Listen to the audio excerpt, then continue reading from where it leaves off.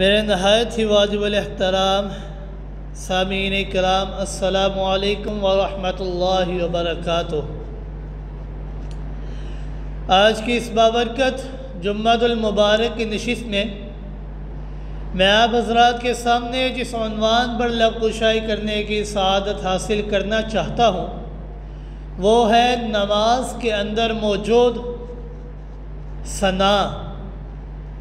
سبحانک اللہم وبحمدک وتبارک اسمک وتعالی جدک ولا الہ غیرک۔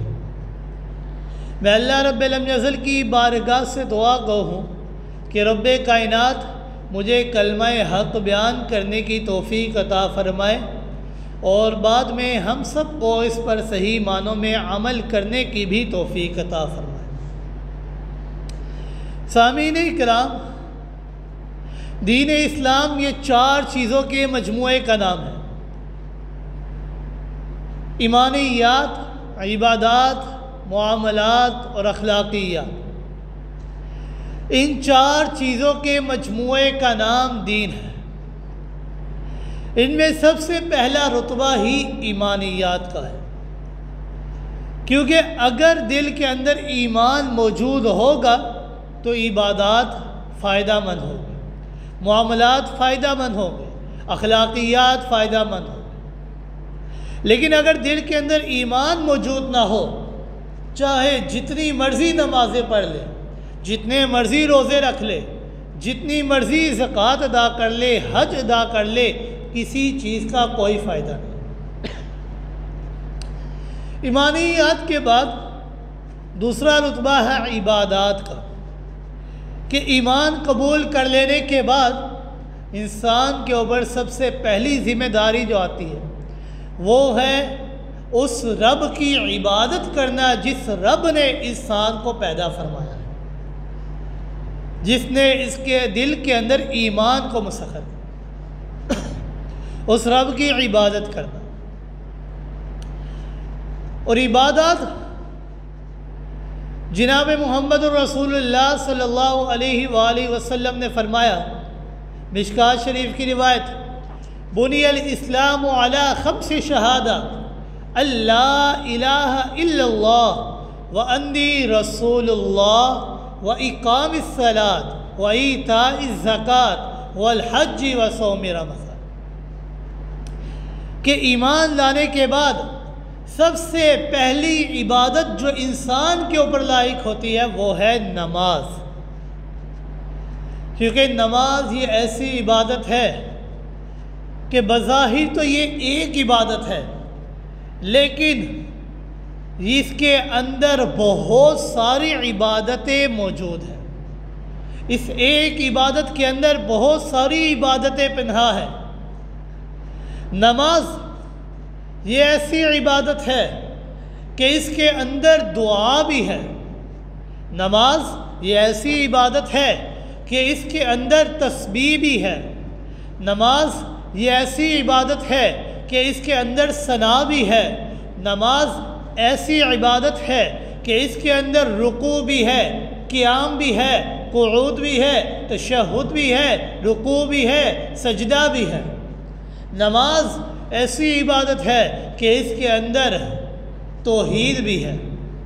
نماز یہ ایسی عبادت ہے کہ اس کے اندر رسالت بھی ہے۔ نماز یہ ایسی عبادت ہے کہ اس کے اندر رب کی بڑائی بھی بیان کی جاتی ہے۔ نماز ایسی عبادت ہے کہ اس کے اندر رب کی کبریائی، رب کی شان کو بیان کیا جاتا ہے۔ اس کے اندر عاجزی اور انکساری بھی موجود ہے۔ گویا کہ بہت سارے عبادتوں کا مجموعہ نماز ایک ہے، نماز ہے۔ ان تمام عبادتوں کا اللہ رب العزت نے ایک عبادت بنا دی، نماز۔ نماز کی ابتدا ہوتی ہے لفظ تکبیر تحریمہ سے، اللہ اکبر سے۔ اللہ اکبر کہ اللہ تو سب سے بڑا ہے، تیرے سے بڑا کوئی نہیں۔ تو تمام نبیوں سے بڑا ہے، تمام ولیوں سے بڑا ہے، لوح و قلم سے بڑا ہے، عرش و کرسی اس کائنات کی ہر شے سے تو بڑا ہے، تیرے سے بڑا اور کوئی نہیں۔ اللہ اکبر، اللہ تو سب سے بڑا ہے۔ اللہ اکبر سے نماز کی ابتدا ہو جانے کے بعد سب سے پہلے انسان یہ رب کی تعریف بیان کرتا ہے، ثنا بیان کرتا ہے، اور ثنا کی ابتدا ہوتی ہے سبحانک اللہم و بحمدک، سبحانک اللہم، اے اللہ تو پاک ہے، بحمدک، اپنی تمام تعریفوں کے ساتھ، سبحانک اللہم و بحمدک، اے اللہ تمام تعریفوں میں تو اپنا پاک ہے، تمام تعریفیں تیرے لیے ہیں، تو پاک ہے۔ اور قرآن مجید اس بات کو واضح کر دیتا ہے کہ اے انسان تو اس بھول میں نہ رہنا کہ صرف تو ہی رب کی تسبیح کو بیان کرتا ہے، بلکہ اس کائنات کا ایک ایک ذرہ بھی رب کی تسبیح کو بیان کرتا ہے، صرف تو ہی رب کی تسبیح کو بیان نہیں کرتا۔ قرآن مجید خود اس بات کی گواہی دیتے ہوئے ارشاد فرماتا ہے کہ اللہ رب العزت نے فرمایا 15واں سپارہ سورہ بنی اسرائیل آیت نمبر 44 کے اندر، اعوذ باللہ من الشیطان الرجیم، بسم اللہ الرحمن الرحیم، تسبح له السماوات السبع والأرض ومن فيهن وَإِن مِّن شَيْءٍ إِلَّا يُسَبِّحُ بِحَمْدِهِ وَلَٰكِن لَّا تَفْقَهُونَ تَسْبِيحَهُمْ إِنَّهُ كَانَ حَلِيمًا غَفُورًا۔ قرآن مجید گواہی دیتے ہوئے فرماتا ہے کہ انسان اس بھول میں نہ رہنا کہ صرف تو ہی تسبیح بیان کرتا ہے، نہیں، تسبح لہ السماوات، بلکہ یہ آسمان رب کی تسبیح کو بیان کرتے ہیں، صرف ایک آسمان نہیں، دو آسمان نہیں، تین نہیں، تسبح لہ السماوات السبع، ساتوں آسمان رب کی تسبیح کو بیان کرتے ہیں، والارض، اور زمین یہ بھی رب کی تسبیح کو بیان کرتی ہے، ومن فیہن، صرف آسمان و زمین نہیں بلکہ آسمان و زمین کے درمیان جو چیز بھی ہے رب کی تسبیح بیان کرتی ہے۔ وَإِن مِّن شَيْءٍ إِلَّا يُسَبِّحُ بِحَمْدِهِ، کوئی بھی ایسی چیز نہیں جو رب کی تسبیح کو بیان نہ کرتی ہو، وَلَٰكِن لَّا تَفْقَهُونَ تَسْبِيحَهُ، آگے اللہ رب العزت نے انسان کی کمزوری کو بیان کیا کہ اے انسان تو اتنا عاجز ہے، اتنا کمزور ہے کہ اس کائنات کا ایک ایک ذرہ رب کی تسبیح کو بیان کرتا ہے، وَلَٰكِن لَّا تَفْقَهُونَ تَسْبِيحَهُمْ، لیکن تیری کمزوری تو اتنی زیادہ ہے کہ تو کسی کی تسبیح کو سمجھ نہیں سکتا،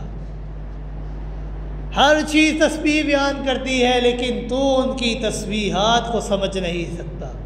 بادل یہ رب کی تسبیح کو بیان کرتا ہے، بادل سے برسنے والا بارش کا ایک ایک قطرہ رب کی تسبیح کو بیان کرتا ہے، درخت رب کی تسبیح کو بیان کرتے ہیں، درخت کا ایک ایک پتا، ایک ایک کونا رب کی تسبیح کو بیان کرتا ہے، زمین کا ایک ایک ذرہ رب کی تسبیح کو بیان کرتا ہے، ہر چیز رب کی تسبیح کو بیان کرتی ہے۔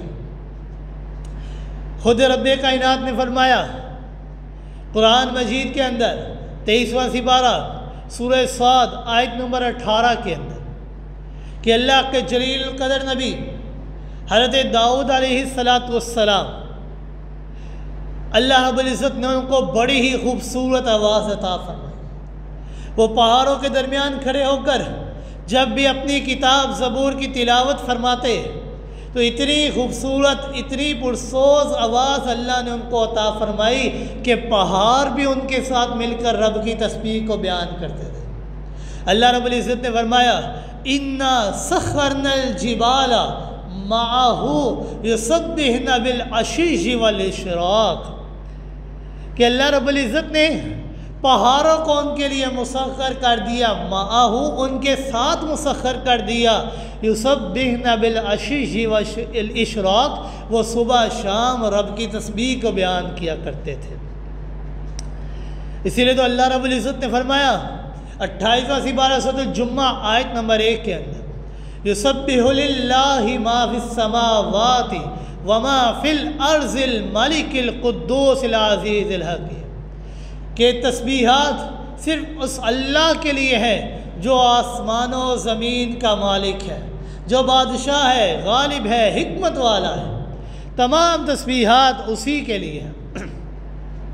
صرف انسان ہی تسبیح بیان نہیں کرتا، بلکہ اللہ کی مخلوق، اللہ کے فرشتے، وہ بھی رب کی تسبیح کو بیان کیا کرتے ہیں۔ وہ ہمہ وقت رب کی عبادت پہ مصروف ہے، ہمہ وقت رب کی تسبیح کو بیان کرتے ہیں۔ سبحانک اللہم و بحمدک، اے اللہ تو اپنی تمام تعریفوں کے ساتھ پاک ہے۔ اللہ رب العزت جب انسان کی تخلیق فرمانے لگے، فرشتوں سے فرمایا انی جاعل فی الارض خلیفہ، کہ اے میرے فرشتوں میں زمین میں اپنا نائب بنانے لگا ہوں، میں زمین میں خلیفہ بنانے لگا ہوں اپنا۔ فرشتوں نے جواب دیا اتجعل فیہا من یفسد فیہا ویسفک الدماء، اے اللہ وہ تو زمین میں جا کر خون ریزیاں کریں گے، قتل و غارت کریں گے، دھوکہ دیں گے، مکر و فریب کریں گے۔ نحن نسبح بحمدک ونقدس لک، اے اللہ ہم بھی تو تیری تسبیح کو بیان کرتے ہیں، ہم تو تیری پاکی کو بیان کرتے ہیں۔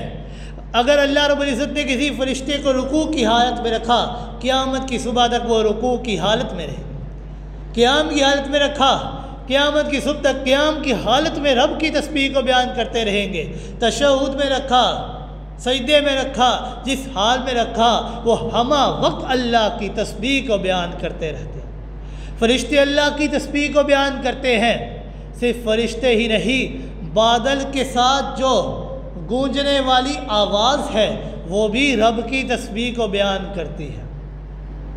اللہ رب العزت نے فرمایا 13واں سپارہ سورۃ الرعد آیت نمبر 13 کے اندر، یسبح الرعد بحمدہ والملائکۃ من خیفتہ، کہ رعد وہ بھی رب کی تسبیح کو بیان کرتا ہے۔ رعد کے 2 معنی ہیں۔ رعد وہ فرشتہ ہے جو اپنے کوڑے کے ذریعے بادلوں کو ہمکاتا ہے۔ جب وہ اپنے کوڑے کے ذریعے بادلوں کو ہمکاتا ہے تو بادلوں سے گونجنے کی آواز پیدا ہوتی ہے، بادل گرجتے ہیں۔ دوسرا معنی یسبح الرعد بحمدہ، کہ بادل جب گرجتا ہے وہ رب کی تسبیح بیان کرتا ہے۔ ہمیں تو یہ محسوس ہوتا ہے کہ بادل گرج رہے ہیں، اصل میں وہ رب کی تسبیح بیان کر رہے ہوتے ہیں۔ یسبح الرعد بحمدہ والملائکۃ من خیفتہ، وہ رب کی تسبیحات کو بیان کرتے رہتے ہیں۔ صرف اتنا ہی نہیں، امام الانبیاء، سرور کائنات، سرکار دو عالم صلی اللہ علیہ وآلہ وسلم کو بھی رب کائنات نے حکم دیا۔ سورۃ النصر کے اندر 30واں سپارہ آخری آیت، فسبح بحمد ربک واستغفر انہ کان توابا، کہ اے میرے محبوب پاک پیغمبر صلی اللہ علیہ وآلہ وسلم آپ اپنے رب کی تسبیح کو بیان کریں۔ اس لیے تو جناب محمد الرسول اللہ صلی اللہ علیہ وآلہ وسلم نے فرمایا، صحیح بخاری کی آخری روایت، کلمتان خفیفتان علی اللسان ثقیلتان فی المیزان حبیبتان الی الرحمن، کہ اللہ رب العزت کو 2 کلمے اتنے پسند ہیں کہ وہ 2 کلموں کی شان یہ ہے، خفیفتان علی اللسان، کہ وہ زبان پر بڑے ہی ہلکے ہیں، ثقیلتان فی المیزان، لیکن ترازو میں وہ بڑے ہی بھاری ہیں، حبیبتان الی الرحمن، ان کی شان یہ ہے کہ وہ رحمان کے ہاں بڑے ہی پسندیدہ ہیں۔ وہ جملے کون سے ہیں، وہ کلمے کون سے ہیں؟ آپ صلی اللہ علیہ وآلہ وسلم نے فرمایا، سبحان اللہ و بحمدہ سبحان اللہ العظیم، کہ یہ 2 جملے اللہ کو اتنے پسند ہے کہ یہ دو جملے انسان کی زبان پر ہے تو ہلکے لیکن ترازو میں بڑے ہی بھاری ہے، اور اللہ کو بھی یہ دو جملے بڑے ہی پسند ہیں۔ اسی لیے تو آپ صلی اللہ علیہ وآلہ وسلم نے فرمایا مشرکین کی نمازیں کیوں ضائع ہو جاتی ہیں؟ اس کی وجہ یہ ہے کہ مشرک نماز کے اندر یہ کہتا ہے ایاک نعبد و ایاک نستعین، اے اللہ ہم تیری ہی عبادت کرتے ہیں، تجھ ہی سے مدد مانگتے ہیں، لیکن نماز پڑھنے کے بعد وہ ادھر ادھر پھر جایا کرتے ہیں، اوروں سے مدد مانگا کرتے ہیں، اس لیے ان کی نمازیں ضائع ہو جایا کرتی ہیں۔ جناب محمد رسول اللہ صلی اللہ علیہ وآلہ وسلم نے فرمایا کہ جو انسان سورہ فاتحہ کو سمجھ لے یا نماز کے ترجمے کو سمجھ لے تو وہ انسان اپنے آپ کو شرک سے بچا لیتا ہے، کیونکہ نماز کے ترجمہ کو انسان کو جو سمجھتا ہے وہ نماز کا ترجمہ انسان کو رب کے پاس لے جایا کرتا ہے۔ ثنا کی ابتدا ہوتی ہے سبحانک اللہم و بحمدک، اے اللہ تو پاک ہے اپنی تمام تر خوبیوں کے ساتھ، اپنی تمام تر تعریفوں کے ساتھ تو پاک ہے۔ آگے فرمایا وَتَبَارَكَ اسْمُكَ، اے اللہ تیرا نام بڑا ہی مبارک نام ہے۔ یہاں سے تو شرک کی ابتدا ہوتی ہے کہ لوگ یہ سمجھتے ہیں کہ فلاں کے ہاتھ میں برکت ہے، فلاں کے نام پہ برکت ہے۔ نہیں، کسی کے ہاتھ میں کوئی برکت نہیں، اگر برکت ہے تو صرف اور صرف رب کے پاس ہے، کسی کے پاس کوئی برکت نہیں۔ وَتَبَارَكَ اسْمُكَ، تمام کی تمام برکتیں اللہ کے پاس ہے اور کسی کے پاس نہیں۔ خود قرآن مجید اس بات کی گواہی دیتا ہے، پورے قرآن مجید کو دیکھ لیجئے، ہر جگہ اللہ رب العزت اس بات کو واضح کر دیتے ہیں کہ برکتیں دینے والی ذات میں اللہ کی ذات ہے اور کسی کی ذات نہیں ہے۔ اللہ رب العزت نے فرمایا 8واں سپارہ سورۃ الاعراف آیت نمبر 54 کے اندر ان ربکم اللہ الذی خلق السماوات والارض فی 6 ایام ثم استوى علی العرش یغشی اللیل النہار یطلبہ حثیثا والشمس والقمر والنجوم مسخرات بأمرہ الا لہ الخلق والامر تبارک اللہ رب العالمین۔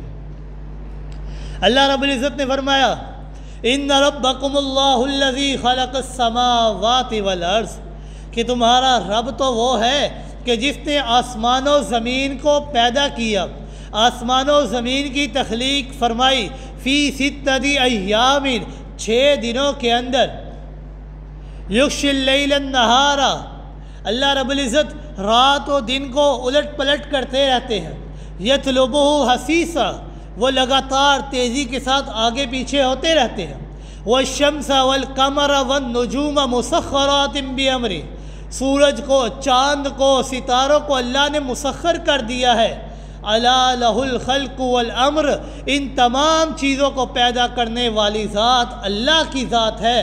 جب ان تمام چیزوں کو پیدا کرنے والی ذات اللہ کی ذات ہے تو لوگوں اس بات کو جان لو تبارک اللہ رب العالمین، برکتیں دینے والی ذات بھی اللہ کی ذات ہے اور کسی کی ذات نہیں ہے۔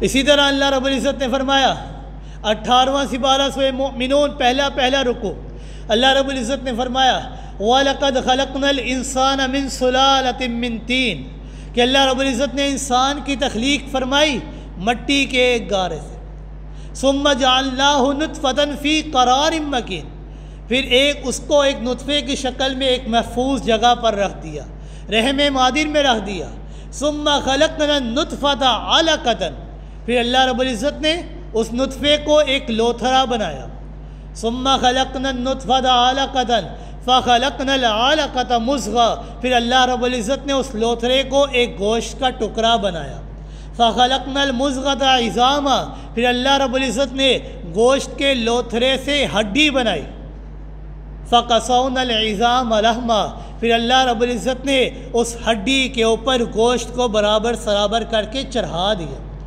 ثم انشأناه خلقا آخر، پھر اللہ رب العزت نے انسان کو دوسری تخلیق میں انسان کی شکل میں پیدا فرما دیا۔ جب یہ سارے کام کرنے والی ذات اللہ کی ذات ہے، مٹی کے گارے سے بنایا، نطفے کی شکل میں رکھا، پھر نطفے کو ایک لوتھرا بنایا، لوتھرے کو گوشت کا ٹکڑا بنایا، گوشت کے ٹکڑے سے ہڈی بنایا، ہڈی سے پھر اللہ رب العزت نے اس کے اوپر گوشت چڑھایا، گوشت چڑھانے کے بعد اللہ رب العزت نے صحیح سالم انسان بنا دیا۔ تو لوگوں یہ بات جان لو، تبارک اللہ رب العالمین، کہ برکتیں دینے والا بھی اللہ ہی ہے۔ جب یہ سارے کام اللہ کرتا ہے تو برکتیں دینے والا بھی اللہ ہی ہے۔ اسی طرح اللہ رب العزت نے سورہ فرقان کے اندر 3 جگہوں پر اللہ رب العزت نے یہ ارشاد فرمایا۔ پہلی آیت اللہ رب العزت نے فرمایا تبارک الذی نزل الفرقان علی عبدہ لیکون للعالمین نذیرا، کہ بڑی برکتوں والی ہے وہ ذات کہ جس نے اپنے بندے کے اوپر فرقان کو نازل فرمایا، اس قرآن کو نازل فرمایا، لیکون للعالمین نذیرا، تاکہ وہ لوگوں کو ڈرانے والے بن جائے۔ تبارک الذی، برکتوں والی ہے وہ ذات۔ آیت نمبر 10 میں اللہ رب العزت نے فرمایا تبارک الذی ان شاء جعل لک خیرا من ذالک جنات تجری من تحتها الانہار، بڑی برکتوں والی ہے وہ ذات کہ اگر تم اس سے دعا مانگو تو اللہ تمہیں جنت عطا کریں گے، ایسی جنت جس کے نیچے نہریں بہہ رہی ہوں۔ آیت نمبر 61 میں فرمایا تبارک الذی جعل فی السماء بروجا وجعل فیہا سراجا وقمرا منیرا، بڑی برکتوں والی ہے وہ ذات کہ جس نے آسمان میں برج بنائے، وجعل فیہا سراجا وقمرا منیرا، اور جس نے آسمان پر سورج رکھ دیے، چمکتا ہوا سورج اور چمکتا ہوا چاند رکھ دیا۔ یہ اللہ کے علاوہ اور کوئی نہیں کر سکتا۔ اسی طرح اللہ رب العزت نے فرمایا سورہ مومن 24واں سپارہ آیت نمبر 61 کے اندر اللہ الذی جعل فی السماء بروجا وجعل فیہا سراجا وقمرا منیرا، اللہ الذی جعل لکم الارض قرارا والسماء بناء وصورکم فاحسن صورکم، کہ اللہ رب العزت نے ارشاد فرمایا اللہ الذی، کہ اللہ وہ ذات ہے جعل لکم الارض قرارا، کہ اللہ نے تمہارے لیے زمین کو بچھونا بنا دیا، والسماء بناء، آسمان کو تمہارے لیے چھت بنا دیا، فصورکم فاحسن صورکم، اور پھر تمہیں شکل و صورت عطا فرمائی، فاحسن صورکم، کتنی خوبصورت شکل و صورت عطا فرمائی، اتنی خوبصورت عطا فرمائی کہ اللہ رب العزت نے خود اعلان فرمایا والتین والزیتون وطور سنین وہذا البلد الامین لقد خلقنا الانسان فی احسن تقویم، کہ اللہ رب العزت نے انسان کو بڑی ہی خوبصورت شکل و صورت عطا فرمائی ہے، اتنی خوبصورت شکل و صورت کہ اللہ رب العزت نے رحم مادر کے اندر 3 اندھیروں کے اندر انسان کی تخلیق فرمائی ہے۔ اللہ رب العزت نے فرمایا یخلقکم فی بطون امہاتکم خلقا من بعد خلق فی ظلمات ثلاث، کوئی روشنی نہیں، کوئی اجالا نہیں، ایک اندھیرا نہیں، 2 نہیں، 3 اندھیروں کے اندر اتنی خوبصورت، اتنی حسین شکل و صورت تمہیں عطا فرمائی۔ اور اللہ رب العزت نے صرف شکل و صورت ہی عطا نہیں فرمائی، بلکہ اللہ رب العزت نے پانی کے اوپر انسان کی شکل و صورت عطا فرمائی ہے، پانی کے اوپر بنائی ہے۔ پانی کا کام تو ہے مٹانا، لیکن رب کی شان یہ ہے کہ اللہ پانی کے ایک قطرے سے اتنا بڑا انسان تخلیق فرما دیتے ہیں۔ فَأَحْسَنَ صُوَرَكُمْ وَرَزَقَكُمْ مِنَ الطَّيِّبَاتِ، اور تمہیں پاکیزہ چیزیں رزق کے طور پر عطا فرمائی۔ ذَلِكُمُ اللَّهُ رَبُّكُمْ، یہ اللہ تمہارا رب ہے۔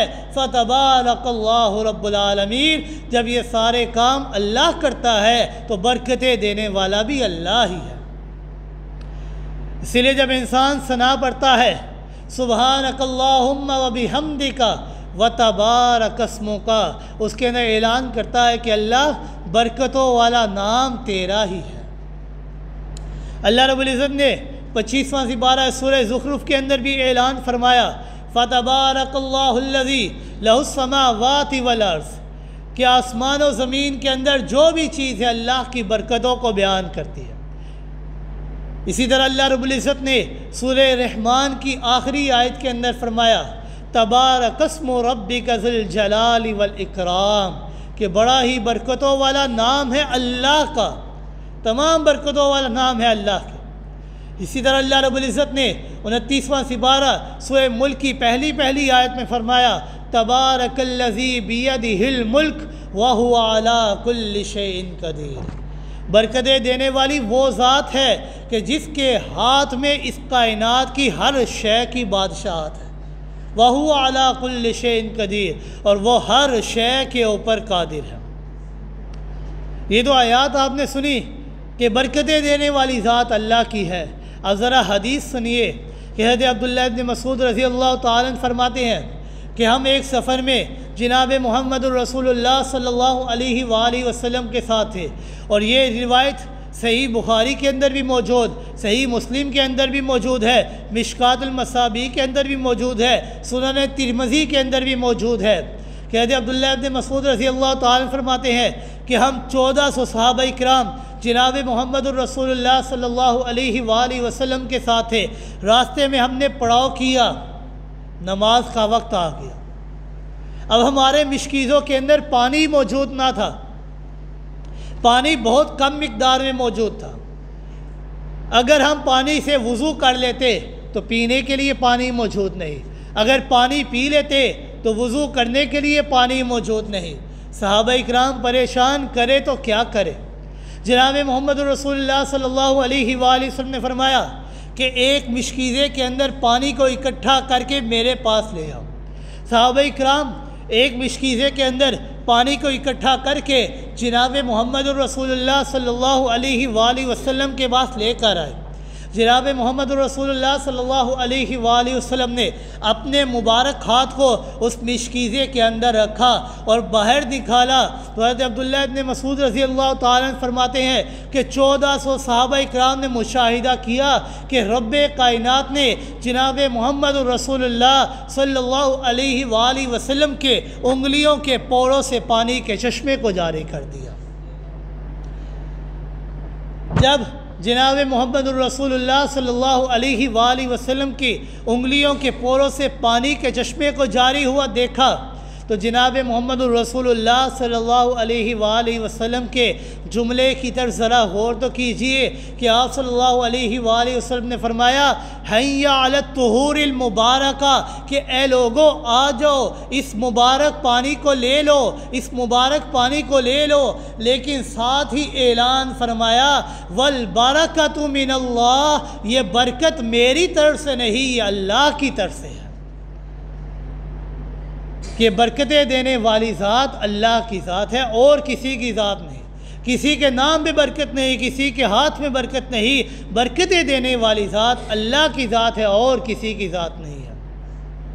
جب انسان ثنا بڑھتا ہے، تھوڑا آگے بڑھتا ہے، سبحانک اللہم و بحمدک، اے اللہ تو پاک ہے اپنی تمام تر خوبیوں کے ساتھ، تمام تر تعریفوں کے ساتھ، وَتَبَارَكَ اسْمُكَ، اور تیرا نام بڑا ہی مبارک ہے، وَتَعَالَى جَدُّكَ، اور تیری شان بڑی ہی بلند ہے۔ اللہ کی شان بڑی بلند ہے، اس کا کوئی مقابلہ نہیں ہے۔ جب جناب محمد الرسول اللہ صلی اللہ علیہ وآلہ وسلم وادی نخلہ میں قرآن مجید کی تلاوت فرما رہے تھے، جنات کی ایک جماعت نے قرآن مجید کی تلاوت سنی تو جا کر اپنے سردار سے کہنے لگا اِنَّا سَمِعْنَا قُرْآنًا عَجَبًا يَهْدِي إِلَى الرُّشْدِ فَآمَنَّا بِهِ وَلَن نُشْرِكَ بِرَبِّنَا أَحَدًا، کہ آج ہم نے ایک ایسا کلام سنا ہے کہ اس کے اندر ذرا برابر بھی شک و شبے کی گنجائش نہیں ہے، جو انسان کو رشد و ہدایت کی طرف رہنمائی کرتا ہے۔ وَلَن نُشْرِكَ بِرَبِّنَا أَحَدًا، اور اب ہم اپنے رب کے ساتھ کسی کو شریک نہیں ٹھہراتے۔ آگے فرمایا وَأَنَّهُ تَعَالَى جَدُّ رَبِّنَا، اور یہ کلام ایسی ذات کی طرف سے ہے جو بڑی ہی بلند شان والا ہے۔ سلام ہی فرمایا وَأَنَّهُ وتعالی جدک، کہ اللہ کی شان بڑی ہی بلند ہے، اللہ کی شان بہت زیادہ بلند ہے کہ کوئی اس کا مقابلہ نہیں کر سکتا۔ ولا الہ غیرک، اے اللہ تیرے علاوہ کوئی معبود نہیں ہے، کوئی مشکل کشا نہیں ہے، کوئی حاجت روا نہیں ہے، تو اکیلا ہی پیدا کرنے والا ہے، تو اکیلا ہی پالنہار ہے، تیرے علاوہ اور کوئی نہیں ہے۔ ولا الہ غیرک، تو اکیلا ہے، واحد ہے، احد ہے۔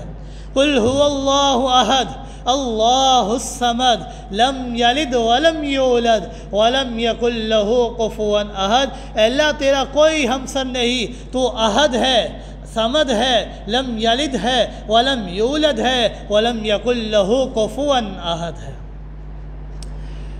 ولا الہ غیرک، اللہ کے علاوہ کوئی معبود نہیں۔ آئیے آپ کو اس کی ایک مثال سناتا ہوں قرآن مجید کی روشنی میں، کہ اللہ رب العزت نے فرمایا امن خلق السماوات والارض وانزل لکم من السماء ماء، کہ اللہ رب العزت انسان سے سوال کرتے ہیں کہ اے انسان ذرا غور و فکر کر اور مجھے جواب دے۔ امن خلق السماوات والارض وانزل لکم من السماء ماء فانبتنا به حدائق ذات بہجہ ما کان لکم ان تنبتوا شجرها اإلہ مع اللہ بل ہم قوم یعدلون۔ اللہ رب العزت نے سوال کیا امن خلق السماوات، کون ہے آسمان و زمین کو پیدا کرنے والا، وانزل لکم من السماء ماء، کون ہے آسمان سے بارش کو اتارنے والا، فانبتنا به حدائق ذات بہجہ، کون ہے اس بارش کے قطروں سے سرسبز و شاداب باغات کو اگانے والا، ما کان لکم ان تنبتوا شجرها، تم تو اتنے کمزور ہو، اتنے عاجز ہو کہ تم ایک درخت کو بھی اگا نہیں سکتے۔ الہ مع اللہ، اللہ نے سوال کیا کیا یہ سارے کام اللہ کے علاوہ کوئی کر سکتا ہے؟ نہیں، لا الہ غیرک، اللہ کے علاوہ کوئی نہیں کر سکتا۔ بل ہم قوم یعدلون، تو پھر اللہ کی طرف کیوں نہیں لوٹتے؟ اللہ رب العزت نے اور سوال کیا امن جعل الارض قرارا وجعل خلالها انہارا وجعل لها رواسیا وجعل بین البحرین حاجزا، اللہ رب العزت نے سوال کیا کون ہے جو زمین کو بچھونا بنائے، کون ہے جو آسمان سے بارش کو اتارے، کون ہے جو نہروں کو چلاتا ہے، کون ہے زمین میں پہاڑوں کو گاڑنے والا، وجعل بین البحرین حاجزا، کون ہے دو سمندروں کے درمیان پردے کو ڈالنے والا کہ میٹھا پانی کھاڑے میں نہیں جا سکتا، کھاڑا پانی میٹھے میں نہیں جا سکتا، کون ہے ان کے درمیان پردے کو حائل کرنے والا؟ الہ مع اللہ، کیا اللہ کے علاوہ کسی کے اندر طاقت ہے؟ ولا الہ غیرک، اللہ کے علاوہ کوئی نہیں کر سکتا۔ امن یجیب المضطر اذا دعاہ ویکشف السوء ویجعلکم خلفاء الارض الہ مع اللہ، کون ہے دعاؤں کو قبول کرنے والا، کون ہے مشکلات کو دور کرنے والا، کون ہے جو مشکلات کو دور کر کے انسان کو آسانی میں ڈال دے؟ الہ مع اللہ، کیا اللہ کے علاوہ کوئی کر سکتا ہے؟ لا الہ غیرک، اللہ کے علاوہ کوئی نہیں کر سکتا۔ تو اللہ نے سوال کیا قلیلا ما تذکرون، تو پھر تم نصیحت کیوں نہیں حاصل کرتے؟ پھر سوال کیا امن یہدیکم فی ظلمات البر والبحر ومن یرسل الریاح بشرا بین یدی رحمتی، کہ کون ہے جو تمہیں تری اور خشکی کے اندر راستے دکھاتا ہے، جو تمہیں بر و بحر کے اندر راستے دکھاتا ہے، وہ کون ہے؟ کون ہے جو تمہارے اوپر رحمت والی ہواؤں کو چلاتا ہے؟ الہ مع اللہ، کیا اللہ کے علاوہ کوئی کر سکتا ہے؟ نہیں، کوئی نہیں کر سکتا۔ لا الہ غیرک۔ پھر سوال کیا امن یبدأ الخلق ثم یعیدہ ومن یرزقکم من السماء والارض، کون ہے کہ جس نے تمہیں پیدا کیا، تم کچھ نہ تھے، اللہ نے تمہیں عدم سے وجود بخشا، ثم یعیدہ، پھر تمہیں لوٹائیں گے، تمہیں دوبارہ ماریں گے، تمہیں دوبارہ موت دیں گے، پھر موت کے بعد دوبارہ پیدا کریں گے۔ وَمَن يَرْزُقُكُم مِّنَ السَّمَاوَاتِ وَالْأَرْضِ، کون ہے آسمان و زمین سے تمہیں رزق دینے والا؟ الہم اللہ، کیا اللہ کے علاوہ کوئی کر سکتا ہے؟ جب اللہ کے علاوہ کوئی نہیں کر سکتا تو پھر الہ اور معبود ذات بھی اللہ کی ذات ہے اور کسی کی ذات نہیں ہے۔ یہ توحید یہ ایک ایسا عنوان ہے کہ اس کائنات کے جتنے بھی عنوان ہو سارے لذیذ ہو سکتے ہیں، لیکن جس کے دل کے اندر توحید والا عنوان راسخ ہو جائے اس سے زیادہ لذت کسی کو بھی نہیں مل سکتی، کیونکہ یہ عنوان ایسا عنوان ہے کہ 1.25 لاکھ انبیاء کی زبانوں سے سب سے پہلا کلمہ توحید والا نکلا۔ خود جناب محمد رسول اللہ صلی اللہ علیہ وآلہ وسلم نے سب سے پہلا جملہ نبوت مل جانے کے بعد اپنی لسان مبارک سے نکالا تو یہی نکالا، یا ایھا الناس قولوا لا الہ الا اللہ تفلحوا، اللہ کو مان لو تو کامیاب ہو جاؤ گے۔ کیونکہ یہ ایسا جملہ ہے کہ اسی جملے کے پیچھے انبیاء اکرام نے مارے برداشت کی، انبیاء اکرام نے زخم برداشت کیے، پتھر برداشت کیے۔ حضرت سمیہ کو 2 ٹکڑوں میں تقسیم کر دیا گیا اسی کلمے کی وجہ سے۔ حضرت زنیرہ کو ان کی پسلیوں کو توڑ دیا گیا اسی کلمے کی وجہ سے۔ حضرت بلال کو مکہ کی گلیوں میں گھسیٹا گیا اسی کلمے کی وجہ سے۔ حضرت خباب کو سولی میں لٹکایا گیا اسی کلمے کی وجہ سے۔ حضرت خبیب کو انگاروں میں لٹایا گیا اسی کلمے کی وجہ سے، لیکن انہوں نے اس توحید کو نہ چھوڑا۔ وجہ یہ تھی کہ وہ اس بات کو جانتے تھے کہ دنیا اور آخرت کی کامیابیاں اگر ملنی ہے تو اسی کلمے کی وجہ سے ملنی ہے اور کسی میں نہیں ملنی۔ جناب محمد رسول اللہ صلی اللہ علیہ وآلہ وسلم کا نبوت مل جانے کے بعد پہلا جملہ لا الہ الا اللہ تھا، اور جب مرض الوفات میں تھے آخری جملہ جو آپ کی لسان مقدس سے نکلا تو وہ جملہ بھی یہی تھا، لا الہ الا اللہ الا ان للموت سکرات، کہ اللہ کے علاوہ کوئی معبود نہیں، لوگوں خبردار جان لو موت کی بڑی ہی سختیاں ہیں۔ ان کا کیا ربط ہے؟ جناب محمد رسول اللہ صلی اللہ علیہ وآلہ وسلم انسان کو یہ سمجھانا چاہتے ہیں کہ اے لوگوں، اللہ رب العزت نے مجھے تمام خوبیاں عطا فرمائیں، حسن یوسف دم عیسیٰ ید بیزاداری، آنچ خوبہ ہما دارن تو تنہا داری۔ اللہ نے مجھے تمام تر خوبیاں عطا کی، لیکن تمام تر خوبیاں مل جانے کے بعد لیکن جب موت میرے اوپر آ گئی تو میں اس بات کا اعلان کرتا ہوں کہ میں معبود نہیں ہو سکتا۔ معبود ذات وہ ہے کہ جو موت سے پاک ہے۔ وہ ذات کس کی ہے؟ اللہ لا الہ الا ہو الحی القیوم، کہ اللہ کے علاوہ کوئی معبود نہیں ہے، وہی زندہ رہنے والا ہے، وہی قائم و دائم رہنے والا ہے۔ اس کی شان یہ ہے لا تأخذہ سنۃ ولا نوم، موت تو درکنار، اسے نہ تو نیند آتی ہے اور نہ ہی اونگ آتی ہے۔ لہذا یہ توحید والا عنوان بڑا ہی اعلیٰ عنوان ہے، اور جب انسان نماز کے ترجمے کو سمجھ لیتا ہے اور پھر نماز پڑھتا ہے، سبحانک اللہم وبحمدک وتبارک اسمک وتعالی جدک ولا الہ غیرک، جب ترجمے کا پتہ ہو تو نماز پڑھنے میں اور زیادہ لذت آتی ہے۔ لہذا اللہ رب العزت سے دعا ہے کہ اللہ رب العزت ہمیں عمل کرنے کی توفیق عطا فرمائے۔ وما علینا الا البلاغ المبین۔